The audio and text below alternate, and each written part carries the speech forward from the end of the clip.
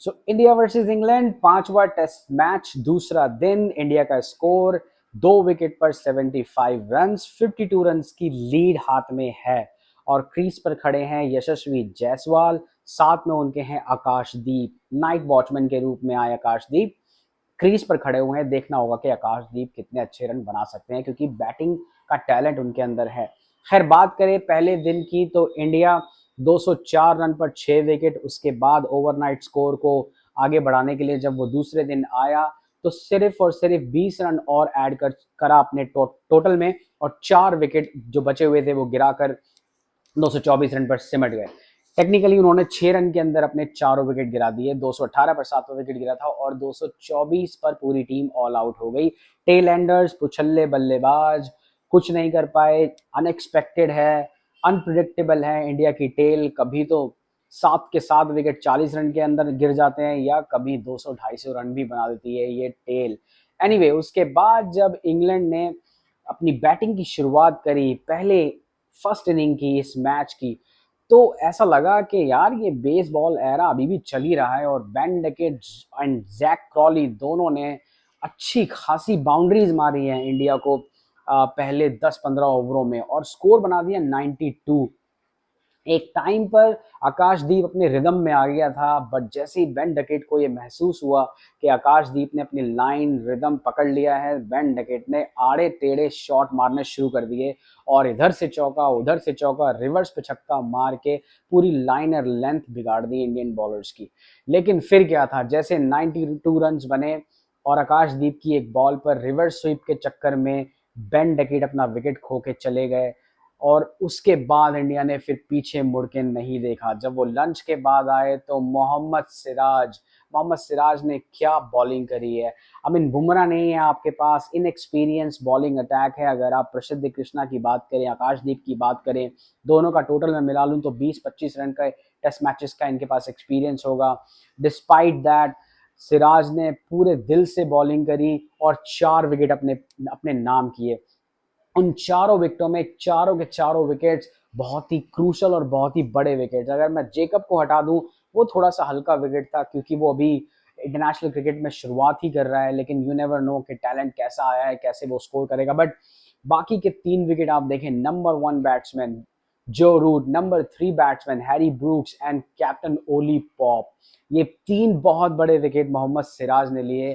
पूरा का पूरा मिडल ऑर्डर खा गया मोहम्मद सिराज इंग्लैंड टीम का।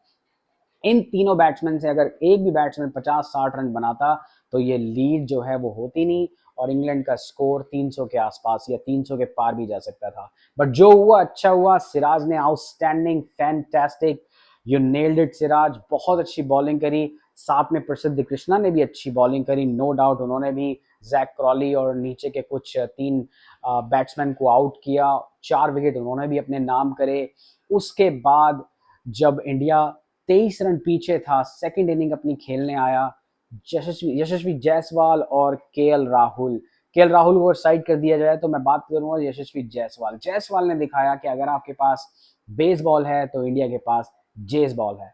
जायसवाल ने भी वैसी ही बैटिंग करी जैसे जैसे इंग्लैंड अपने बेसबॉल स्टाइल में करती है। जायसवाल ने भी ये कट शॉट, ये स्ट्रेट ड्राइव, ये फ्लिक, और उनका फेवरेट रैम शॉट पे उन्होंने 2 छक्के मारे, और अपनी 50 भी उन्होंने रैम शॉट मार के ही मुकम्मल करी थी। 6 मारकर, आई वुड से दैट। तो इंडिया का स्कोर, जैसे मैंने बताया, 75 रन, 2 विकेट, लीड हो गई है 52 रन की। अब तीसरा दिन है, इंडिया को क्या करना है। इंडिया को जितनी लंबी बैटिंग इंडिया कर सके वो करे, क्योंकि अभी भी 3 दिन इस मैच में बाकी हैं, यानी कि 9 सेशंस में अगर इंडिया 4-5 सेशंस बैटिंग कर जाता है, लाइकली नहीं होगा, अनलाइकली है, बिकॉज पिच ऐसी है, सीमिंग कंडीशंस है, बारिश भी हो रही है, आउटफील्ड भी गीली है, और बॉल हर दूसरी बॉल में कहीं ना कहीं हरकत कर रही है। तो इतना लंबा खेलना मुश्किल होगा। लेकिन अगर मैं स्कोर वाइज बात करूं, तो इंडिया को कम से कम 200 से 250 रन की लीड चाहिए, यानी कि टारगेट अगर 250 से ऊपर होगा तो इंडिया का अपर हैंड होगा।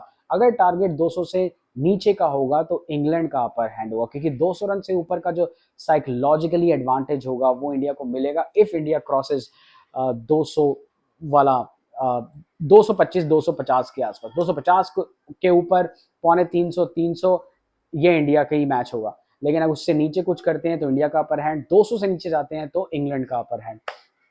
और इस बैटिंग, ये जो बैटिंग आप करेंगे सेकंड इनिंग में, 3 बैट्समैन मैं मानता हूं जिनके ऊपर दारोमदार है, खुद यशस्वी जायसवाल, शुभमन गिल और करुण नायर। इन तीनों को बैटिंग करनी पड़ेगी। ध्रुव जुरैल ने अभी तक इतना कुछ खास किया नहीं है ओवरसीज कंडीशंस में, इंडिया में बहुत अच्छे हैं। रविंद्र जडेजा, आप हर बार उनसे एक्सपेक्ट नहीं करेंगे कि वो 80-90 रन बनाएंगे। पिछली इनिंग में 9 रन बनाए, इस इनिंग में अगर 20-25 रन भी बनाते हैं तो इंडिया के लिए एडवांटेज है। यशस और वॉशिंगटन सुंदर अगर वही इनिंग खेलते हैं जो पहले इनिंग उन्होंने खेली है, 30-35 रन के आसपास की इनिंग अगर इस बार भी खेल जाते हैं तो ये भी एक एडवांटेज होगा। आकाशदीप का देखना मुझे इंटरेस्टिंग लग रहा है कि आकाशदीप कितने रन बनाते हैं, क्योंकि आकाशदीप एज अ नाइट वॉचमैन आए हैं और अगर उन्होंने 20-25-30 रन ऐड कर दिए, मैं कहूँ अगर 50 भी मार दी तो hats off, it will be a hats off to him. कि जब इंडिया को रिक्वायरमेंट थी जहां पर आपके ओपनिंग बैट्समैन या मिडिल ऑर्डर बैट्समैन रन नहीं बना पा रहे और आपने आके अच्छी पारी खेल दी, तो देखना बहुत ही इंटरेस्टिंग होगा। अभी जैसे मैंने बताया, इंडिया जितना लंबा बैटिंग कर सके उतनी लंबी बैटिंग करे, और उसके बाद अगर आपने टारगेट सेट करना है तो आई वुड से 350 या 250 से ऊपर जो भी होगा एक अच्छा टारगेट होगा।